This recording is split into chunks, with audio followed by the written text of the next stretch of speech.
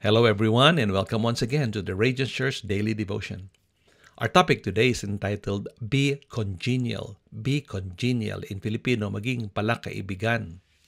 This is now part number 18 of our 30-day series on good manners and right conduct. Let's begin with our passage for today. It is found in Proverbs 17:22. King Solomon once said, "A cheerful heart is a good medicine, but a crushed spirit dries up the bones." Let's move on to our reflections. Let's examine this particular passage in relation to good manners and right conduct. How does it fit? Pag-aralan po natin. Punayin po ninyo na itong Proverbs na ito ay merong dalawang bahagi. There's two opposing character traits in this particular proverb. One is cheerful, that's the positive aspect. And the other is crushed, that's the negative aspect, obviously. The former brings life and healing. The latter, stillness or lack of freshness. A cheerful heart describes congeniality, and those who demonstrate it bring healing to the weary. Conversely, a crushed spirit dries up the bones. Yung bone dry or dries up the bones is an idiom that describes a harmful attitude that could hurt other people. So yun dalawang aspeto. Positive, cheerful heart. Negative, crushed spirit.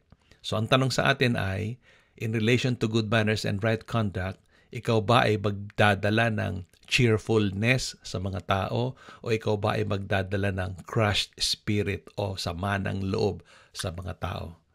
Kapag tinanong ka, sino ang gusto mong kasama, yung cheerful o yung may crushed spirit? Siyempre gusto mo yung cheerful, hindi ba? You will always go for the cheerful one rather than going with someone who has a crushed spirit. So let's try to understand this in relation to congeniality. Ano ba yung congeniality? What is it? What's congeniality? Well, congeniality is simply a quality of being friendly or pleasant or agreeable. Everyone loves congenial people, right? They bring life and excitement wherever they go. In a gathering, you could easily spot them. They are like colorful butterflies. They fly here and there, and they're very hard to miss because they give life to the party. They go around, they shake hands with people, and, this kind of person makes everyone feel welcome and comfortable. Contrary to this, nobody wants to be around people who are described in the Bible as dry bones. Dry bones, yung mga motionless individuals who just stay in one corner, fabbing and worse, sulking. The other extreme naman nito ay hindi lang yung tahimik, kundi abrasive. Ito naman yung mga palaban. Those who are always combative and always looking for a fight. These people carry a crushed spirit, and their attitude cannot be hidden. People don't like them, so don't be like them. Our Lord Jesus Christ was a very congenial person. He sought friendships wherever he went. Sinners, even the marginalized people, those who are rejected by the society, were attracted to him because he was always, Matthew 11:29, humble and gentle in heart. People like him because of his congenial attitude. Can we learn from Jesus? Can we learn congeniality? Of course. Congeniality is a very learnable virtue or trait. With constant practice, we can all learn how to do it. How?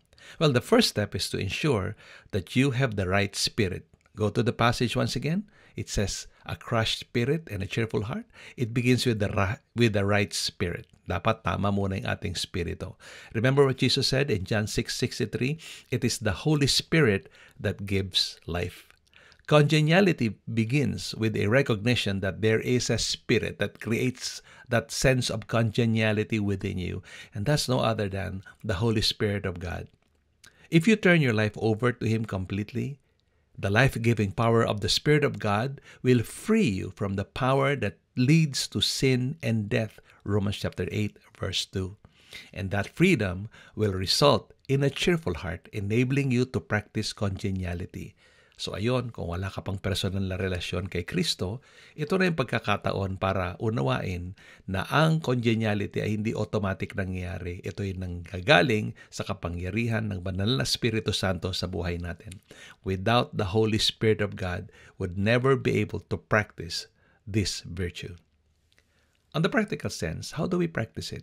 Well, let me share with you some quick thoughts. Number one, just be friendly. Show gestures that you are open to friendship. When you meet somebody, smile, greet, wave your hand, or extend your hand to give a handshake. And most of all, just say, "Hi, how are you?" And then you start a conversation. Don't appear intimidating or proud, suplado o suplada na ayaw makipag-usap. Congenial people will always look for opportunities to start friendship. And then when you start talking, show genuine interest in people. Nod your head, maintain eye contact. When the conversation begins, let the person speak. Kapag natutokso kang magkwento ng similar story dun sa mga nababanggit niyang kwento, avoid the temptation to interrupt. Just allow the person to talk about himself. Minsan kasi gusto nating ikwento yung buhay natin and in the process mukhang nagyayabang na tayo, hindi ba? Yung congenial na tao, hindi nagiging bida sa kanyang mga kwento kundi hinahayaan niyang makapagsalita ang mga taong kausap niya. Or you can also offer a helping hand, di ba?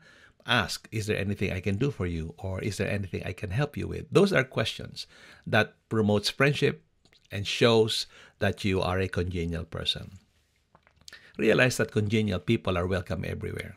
They're like Jesus, na palaging available at palaging ready tumulong sa lahat ng tao. Romans chapter 12 says, let's love each other sincerely from our hearts. Yan ang essence ng congeniality. Nagpapahiwatig ng sincere love sa lahat ng tao. So yan na, maging congenial tayo. Let's be friendly wherever we may be. Yan ay bahagi ng good manners and right conduct. Ito lamang po ang aking mga paalala sa inyo. Ito po ang inyong lingkod, Coach Ray Clemente mula sa Radiance Church, Sydney, Australia. Maligayang araw po sa inyong lahat at pagpalain kayo ng ating Panginoon.